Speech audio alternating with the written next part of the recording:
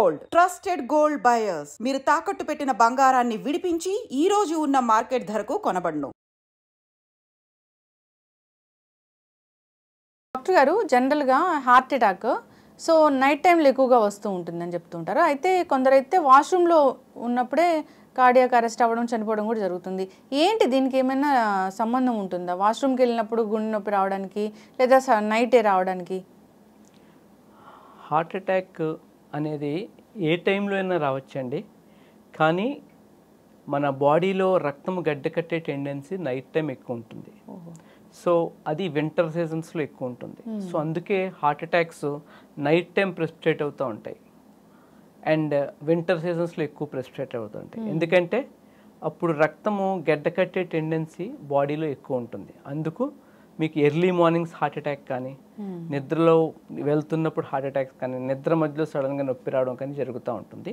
But ఏ టైంలో అయినా heart attacks రావచ్చు. బట్ మోస్ట్లీ నైట్ టైమ్స్లో మెయిన్ రావడానికి కారణం ఏంటంటే అప్పుడు కొలెస్ట్రాల్ ప్రొడక్షన్ కానీ, బ్లడ్ క్లాట్ టెండెన్సీ కానీ ఎక్కువ ఉంటుంది.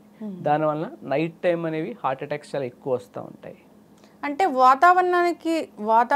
డిపెండ్స్ ఆన్ వాతావరణం మన రక్తం గడ్డ కట్టడం అలా జరుగుతుంది డాక్టర్ గారు? అవునవును. ఎందుకంటే యాక్చువల్గా మనకి అంత సిగ్నిఫికెంట్ నెంబర్స్లో జరగకపోవచ్చు. ఎందుకంటే హార్ట్ అటాక్స్ అనేవి ఎప్పుడూ ఉంటాయి. ఎప్పుడు ఇయర్ లాంగ్ హార్ట్ అటాక్స్ అనేవి వస్తూనే ఉంటాయి. కానీ వింటర్ సీజన్లో దాని యొక్క ప్రజెంటేషన్ ఎక్కువ ఉంటుంది.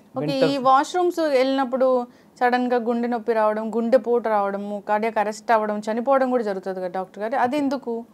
వాష్రూమ్స్ అంటే మనకు బాత్రూమ్కి వెళ్ళినప్పుడు అయితే ఎటువంటి ఇబ్బంది లేదండి. అంటే యూరినల్స్కి వెళ్ళినప్పుడు అయితే ఇబ్బంది ఉండదు. బట్ మనం ఎప్పుడైనా సరే మోషన్ పాస్ చేస్తున్నప్పుడు మనకేమవుతుందంటే ఎప్పుడైనా ఫోర్స్ ఎక్కువ వాడినప్పుడు హార్ట్ మీద ఎఫెక్ట్ పడి ఆ టైంలో హార్ట్ అటాక్కి వచ్చే ఛాన్సెస్ ఉంటాయి.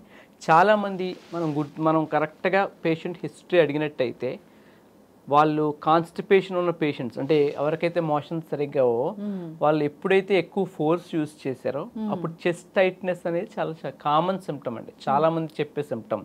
ఎప్పుడైతే మీకు మోషన్ డిఫికల్టీ ఉన్నప్పుడు, కాన్స్టిపేషన్ ప్రాబ్లం అంటే మోషన్ సరిగ్గా ఫ్రీగా అవ్వని వాళ్ళకి ప్రెషర్ అప్లై చేసినప్పుడు కనుక ఈ హార్ట్ ఏరియాలో కనుక పెయిన్ ఫీల్ అయితే మీరు వెంటనే అశ్రద్ధ చేయకుండా పరీక్షలు చేయించుకోవాలి. Complete ECG, 2D echo, TMT ఎన్ని పరీక్షలు ఉన్నాయో అన్ని పరీక్షలు చేయించుకోవాలి. ఎందుకంటే అది చాలా చాలా చాలా ఇంపార్టెంట్ సిమ్టమ్, చాలా ఈజీగా మిస్ అయ్యే సిమ్టమ్. ఎందుకంటే మనం మోషన్ అవుతున్నప్పుడు మనం ఫోర్స్ వాడినప్పుడు మనం మజిల్స్ కాంట్రాక్షన్ వల్ల నొప్పి వచ్చిందేమో అనుకుంటాం. అది కూడా ఆ టైంలోనే నొప్పి ఉంటుంది, తర్వాత తగ్గిపోతుంది. సో అది చాలా చాలా ఇంపార్టెంట్ ఫైండింగ్.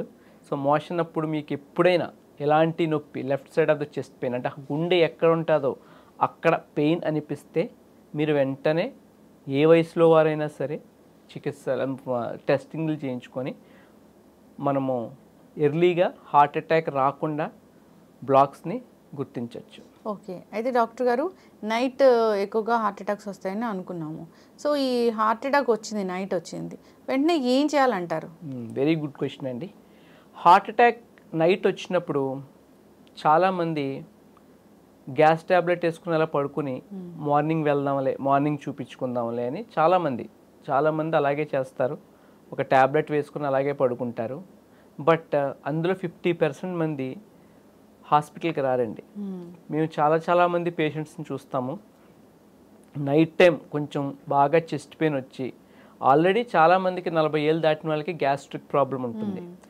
వాళ్ళకి ఏంటంటే ఆ గ్యాస్ట్రిక్ పెయిన్ని దీన్ని డిఫరెన్షియేట్ చేయలేరు, అది కూడా గ్యాస్ ప్రాబ్లమే అనుకుంటారు. సో మనం గ్యాస్ ప్రాబ్లమ్ని, ఈ హార్ట్ అటాక్ని ఒకేలా ప్రజెంట్ అయితే ఎలా రికగ్నైజ్ చేయాలి అనేది చాలా చాలా ఇంపార్టెంట్ అండి. ఫస్ట్ పాయింట్, మీరు రికగ్నైజ్ చేయొద్దు, డాక్టర్ రికగ్నైజ్ చేయాలి. అందుకే వెంటనే హాస్పిటల్కి వెళ్ళండి. మీకు హాస్పిటల్కి వెళ్ళాలి అని అనిపించకపోతే దగ్గరున్న ఏ సెంటర్కైనా వెళ్ళి ఒక ఈసీజీ తీయించుకోండి. ఈసీజీ తీయించుకొని ఒక ఫిజిషియన్, అంటే ఒక జనరల్ మెడిసిన్ ఫిజిషియన్కి కానీ ఒక కార్డియాలజిస్ట్ని కానీ సంప్రదించండి. ఎందుకంటే ఈసీజీ అనేది చాలా చాలా ఈజీగా మిస్ అయిపోతూ ఉంటారు చాలామంది. హార్ట్ అటాక్ని గుర్తించలేరు చాలామంది డాక్టర్స్, హార్ట్ అటాక్ని గుర్తించలేరు. అది కూడా చాలామంది నార్మల్ అని చెప్పేసి ఒకరోజు ఉండి ఇంట్లో అయినా తగ్గకపోతే నా దగ్గర వచ్చి ఈసీజీ మేము చూస్తే హార్ట్ అటాక్ అని గుర్తించినవి చాలా చాలా ఉన్నాయి. సో మీరు ఒక ఫిజిషియన్ కానీ ఒక కార్డియాలజిస్ట్ని కానీ సంప్రదించాలి. ఏ టైంలో అయినా సరే, నైట్ టైంలో అయినా సరే. సో గ్యాస్ట్రైటిస్ని మామూలు దీన్ని మనం ఎలాగా డిఫరెన్షియేట్ చేయాలి అంటే, ఫస్ట్ పాయింట్, మనకి గ్యాస్ నొప్పి కన్నా చాలా తీవ్రంగా ఉంటుంది ఈ నొప్పి, లేకపోతే సేమ్ అదే ఇంటెన్సిటీతో అదే తీవ్రతతో కూడా ఉండొచ్చు. దాన్ని మనం ఎలా గుర్తించాలి? జనరల్గా మనకి గ్యాస్ట్రైటిస్ ప్రాబ్లం ఉందనుకోండి, ఒక ఈనో కానీ ఒక ప్యాంటాప్ కానీ వేసుకుంటాం. వేసుకున్న వెంటనే ఒక 50 to 70% రిలీఫ్ ఇచ్చేస్తుంది. అలా కాకుండా మనం ఒక ట్యాబ్లెట్ వేసుకున్న దాని వెంటనే ఒక హాఫ్ అన్ అవర్ తర్వాత ఇంకొక ట్యాబ్లెట్ వేసుకున్న ఏమాత్రం రిలీఫ్ లేదు అనుకుంటే అది గ్యాస్ట్రైటిస్ అవ్వకపోయే ఛాన్సెసే ఎక్కువ.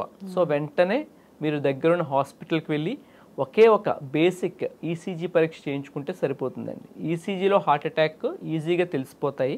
ఒకవేళ తెలియకపోతే హార్ట్ అటాక్లు ఈసీజీ నార్మల్ ఉన్నా ఉండొచ్చు, బట్ అంత డేంజరస్గా కాదు. బట్ ఈసీజీలో చేంజెస్ ఉన్నాయంటే అది చాలా డేంజరస్ హార్ట్ అటాక్.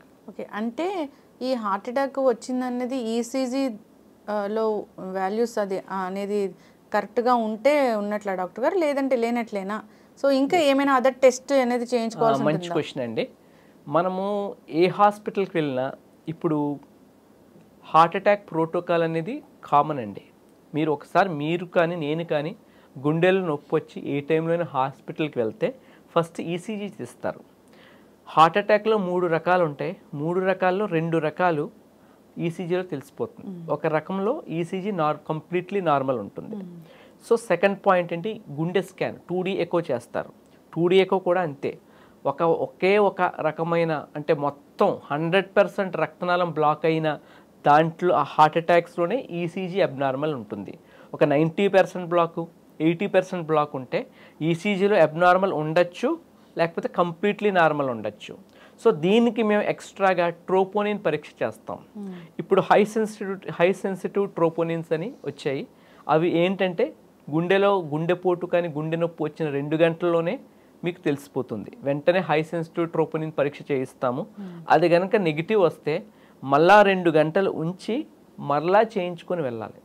ఒకటి గుర్తుపెట్టుకోండి, మీకు 50 ఏళ్ళు క్రాస్ అయ్యాయి, మీకు షుగర్ ఉంది లేదు, మీకు బీపీ ఉంది లేదు, మీకు ఫ్యామిలీ హిస్టరీ ఉంది లేదు, ఏమైనా సరే మీకు 50 ఏళ్ళు దాటితే మీకు గుండెలో నొప్పి వస్తే అది మీకు గ్యాస్ట్రైటిస్లా కాకుండా ఏదో కొంచెం తీవ్రమైనదిగా కొంచెం ఏదో తేడాగా అనిపిస్తే వెంటనే హాస్పిటల్కి వెళ్ళి ఫస్ట్ ఈసీజీ మీ అంతటికి మీరే ఈసీజీ తీయించుకోవాలి, 2D ఎకో చేయించుకోవాలి, ట్రోపోనిన్ చేయించుకోవాలి.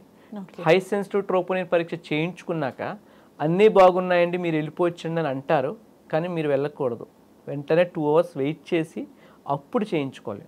ఆ రిపోర్ట్ కూడా నెగిటివ్ ఉంటే అప్పుడు హాస్పిటల్ నుంచి మీరు ఇంటికి సేఫ్గా వెళ్ళచ్చు.